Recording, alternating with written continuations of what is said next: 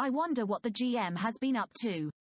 The last we heard from him was the night of the cemetery fight when I lost my temper at the loot we found. Maybe narrator know. Good point, Tefri. I bet the narrator does know. Narrator, what has the GM been up to since the cemetery fight? Well, I guess you would have found out soon enough anyways. Careful what you wish for. Well, this seems different.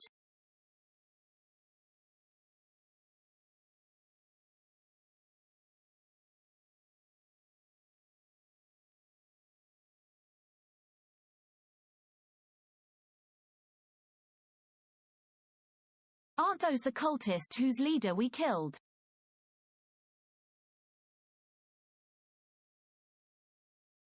Well, fellas, I guess it's time we leave this town while we can. I am sure you all remembered your past life just as I did when the GM gave us the world map releasing us from the tutorial.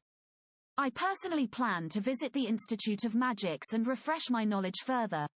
I do not want us to split up for good, however. What about you three?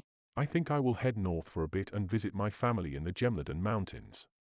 Let us plan to meet back up in a month's time at the Drunken Frog Tavern in Alderville on the Cure. I like that plan. I will go with Bordan and we can visit my family on the way to Aldervale. Tefri has no family. Tefri lost.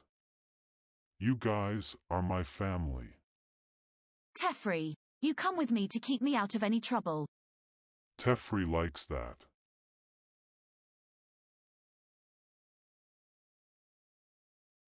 There is an actual door to the Bit Pig instead of a painted-on one. Stay here while I take a peek inside.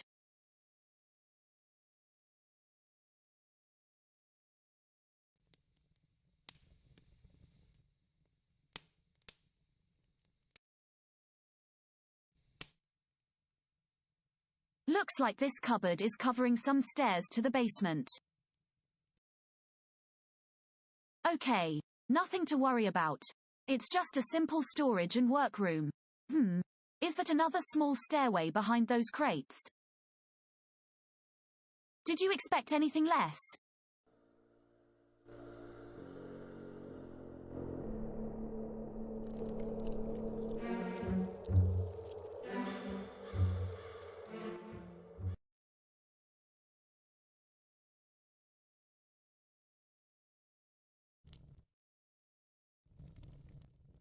Welp gang, I think it's definitely time to leave this place.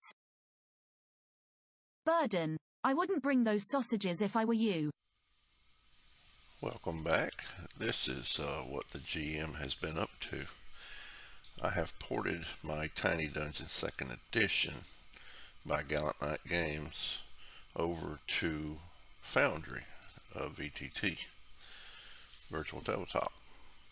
Foundry is a virtual tabletop role-playing, virtual tabletop, similar to Fantasy Grounds and Roll20 and other programs you can play remotely that are catered to role-playing games in general.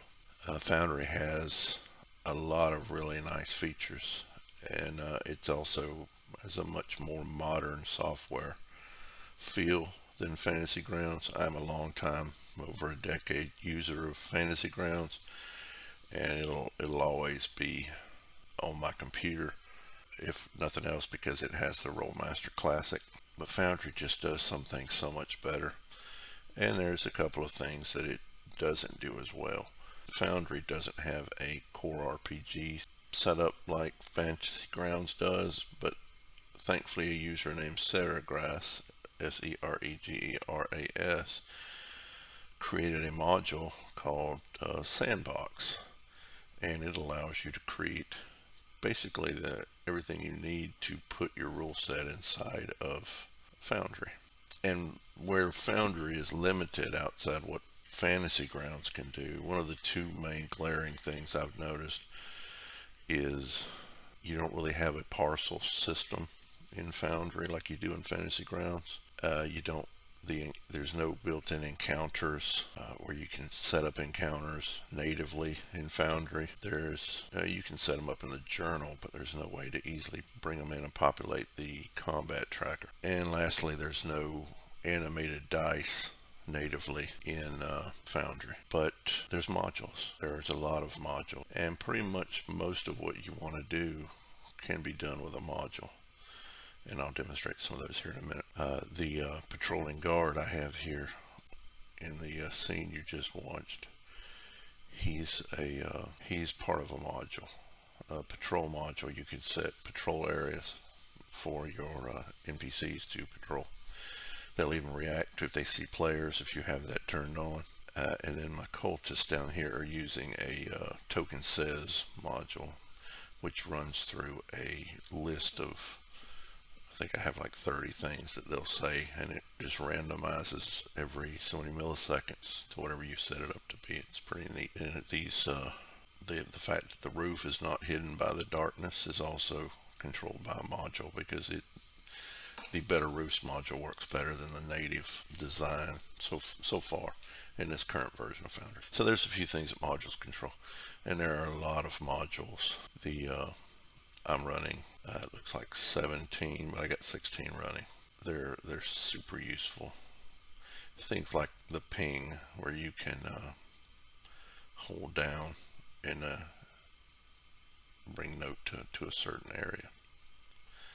That's a module. I can't believe it's not built in natively, but it's it's easily addable through a module. Foundry has sounds, much more advanced than Fantasy Grounds. If you go to open an unlocked door, you get this cool lock sound, and once you've picked it or whatever, the GM can then just right click it and turn it back into a door. And doors can be open or closed, and as you see with this one, when it's open, a token would have line of sight to that and through that door. You can see the torches inside. And with the maps, I'm using a module called multi-level token, which allowed me to set up the warp zones to the different maps. So when one entered, it automatically warped the token to the next map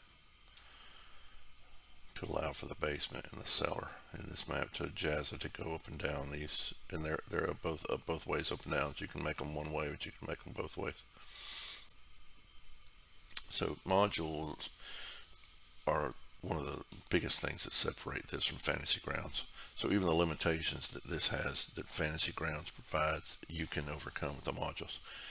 My need for parcels, I managed to work around using some Sandbox stuff in Sandbox. The encounters, there's a module called Quick Encounters, which you set your icons on the map, your tokens in the configuration you want them. You can then save them, and then it leaves a pin on the map, and at any point you can hit that pin and they'll automatically be put back where you want them. So in a way it's better now than Fantasy Grounds when it comes to encounters, and you can save them as journal entries.